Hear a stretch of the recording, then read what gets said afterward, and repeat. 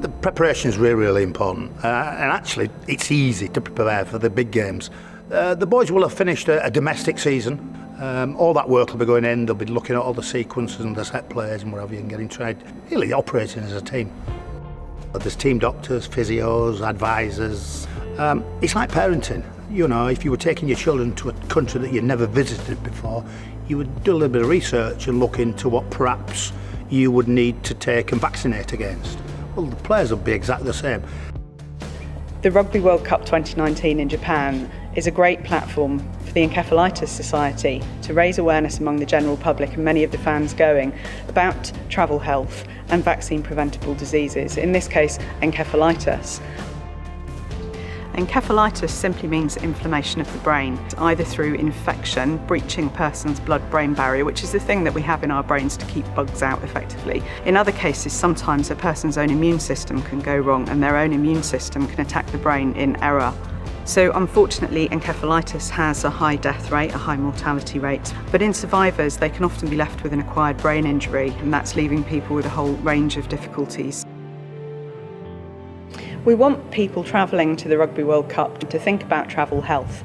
Some forms of encephalitis that occur across Southeast Asia and the Pacific Islands are vaccine preventable. For example, Japanese encephalitis, tick-borne encephalitis, and indeed Japan recently has had 2 outbreaks in 2018 and 2019 of measles.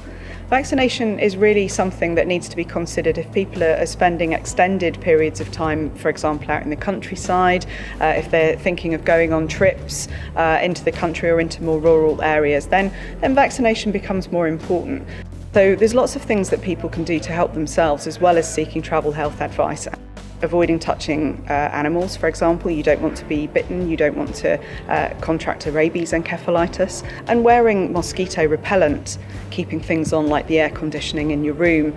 Well, I played rugby union when I was 18, had trials for rugby league during my career later on. I suppose I'm an armchair fan, started to watch the Six Nations, and got hooked really. We're going to Japan for 15 nights in total. But that involves then travelling from Sapporo in the north all the way down to Kobe in the south, well over 1,000 miles between the first 2 games, visiting, sightseeing along the way. The preparations were all about logistics.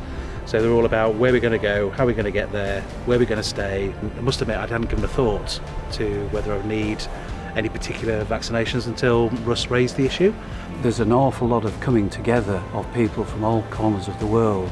So it is important that everybody really does give inoculations and healthcare a real top priority as part of their planning. I'm very excited about the World Cup being played in Japan, and it's given an opportunity to people to travel to Japan that otherwise wouldn't have gone.